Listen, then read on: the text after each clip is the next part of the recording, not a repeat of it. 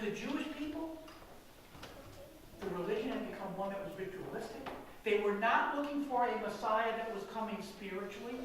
If you go back and you look at the history of what was happening within the Jewish community and how their priesthood was working and operating, it was full of all kinds of corruption. You'll find murder even involved with families that happened after the Maccabees. It became a total nightmare, a spiritual mess that was happening.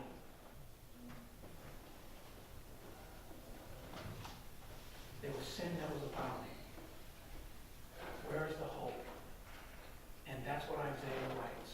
Arise, shine, for your light has come, and the glory of the Lord rises upon you. You church, those faithful believers, arise.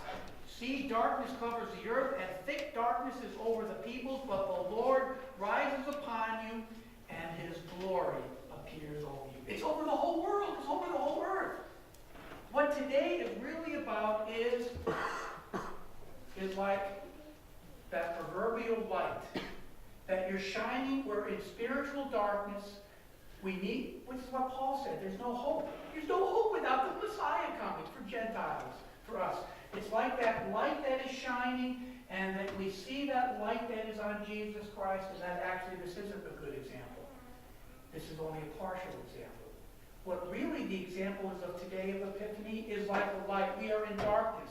And the light of God's Word is leading us to light switches so that we see that dawn. We see that everything is opened up, not just a little light on Jesus Christ and our forgiveness and the forgiveness of sins. The whole, every aspect of what we need for salvation comes to light in the person of Jesus Christ, who comes and works with his people, which we call the church. And the light leads us to Jesus, the Word, and springs and changes everything. Arise, shine, get over it, church believers. Everything is happening now. Jew and Gentile, why in the world would somebody who is an educated Gentile want to find Jesus Christ? And they come into a strange city. Where's the King of the Jews? What a miracle. The glory of the Lord, the salvation of the Lord, and that's what should be so thankful to us that we are part of God's family. The Epiphany season that continues on for each one of us is to rise and shine. It doesn't matter which football team win or lose this weekend. It doesn't matter any of those things. In a way it does for us. There's nothing wrong with celebrating following teams. But the glory of the Lord, the glory, the joy that we have is in what Jesus Christ has brought us into his family. That we are forgiven sinners, and to have a joy, not just like a little beam, oh, I got little pockets of joy for my faith, but it's being able to say, get up, arise, shine.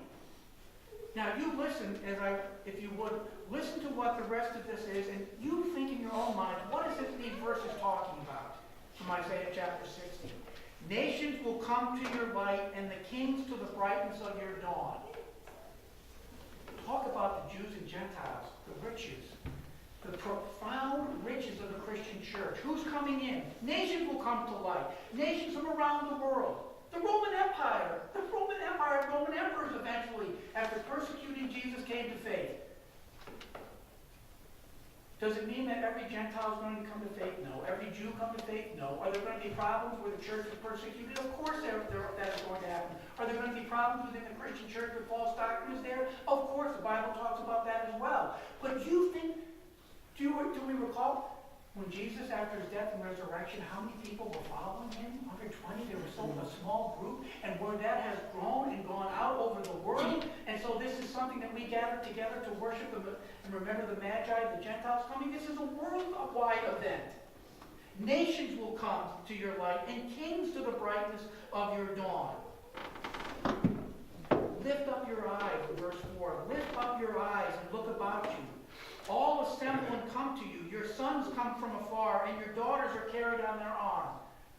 What do you think that, in your own mind, you're thinking? Here's the picture of people coming to faith all around the world. They're coming to Jerusalem, not the physical Jerusalem, the spiritual Jerusalem as described in the New Testament. By Paul, including Paul the Jew, Peter the Jew, the Jewish believer. All young and old, they're going to come in. Those who are weak are going to come into the church. We go into every culture and say, let the gospel be provided. All those people are coming in. Isn't that something that is joyful for us? Verse 5. Then you, the church, will look and be radiant, and your heart will throb and swell with joy. The profound riches affects us individually as well. It's joyful. Every time we come to worship, it's filled with joy because, Lord, you have saved me. I am part of that light shining on the world, and that you've shined in my heart. There is an emotional attachment to being a Christian. And the wealth on the seas will be brought to you. To you, the riches of the nation will come. God provides for the opportunity for the church to come in, for the church to grow and have the opportunity, not for pastors to be rich, not for congregations to have land, not for Christians to have political power, but the riches and resources from around the world will be given to the church. Why? So the gospel can get out. And yes, we can help others too that are needy. That's a part of the church, but that's secondary. Because all people need is the gospel. The resources will come. And why are we able to do those things we're able to do even today? Because people have come in from around the world. It's through the offerings and the work that we do as God's servants. And we do it because we're swelling with joy. The profound riches, Jew and Gentile, all around the world. All kinds of people. And then even this, verse 6. Herds of camels will cover your land. Young camels of Midian. The Midians, remember, the Midianites were enemies of God. God's Old Testament people. Even those who hate Christians or hate God, hate Jesus, or didn't want any part of the true God, they will come in. Your enemies will come in. The Middle East will never change until people see Jesus Christ. It will never change. And we know that probably will not happen until Jesus comes back. But that's why there's problems. You can have all kinds of war. You can even have temporary peace. But if there's no peace in the heart, you've got what happens when the war ends. The people are still the same. Same sinful people. Including us. To recognize, Lord, that we need you. But the enemies of God. Remembering that I, without Jesus, am an enemy of God. Which is what I was when I was born.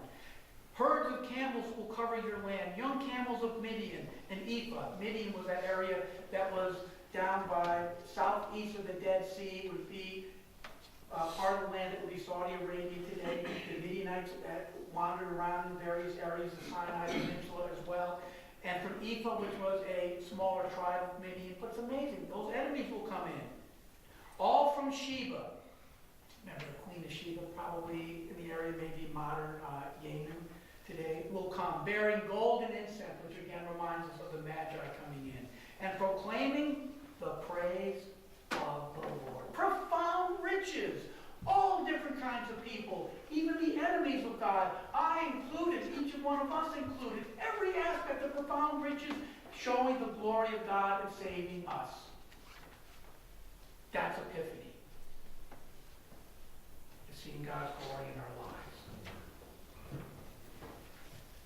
So yes, even though we are taking down the Christmas decorations, I hope we don't take down the praise, the joy that we have each day in our lives. That's what's important in our families.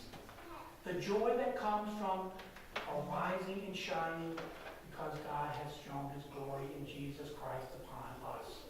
Arise. Even though we may be going back to work, may we not get back to saying, Lord, I still am able to, the routine of work, that I can serve you. I want to serve you in my life because of what you have done for me. Even though I may be going back to school, may we not be stopped and learning about who our Savior is and what he did. Even though we may be going back to routines, may our faith in Jesus Christ never be anything but routine. May, even though we are going to have to pay bills that come due now from after holiday spending, may we never, though, think to diminish the bill that Jesus Christ paid for our sin.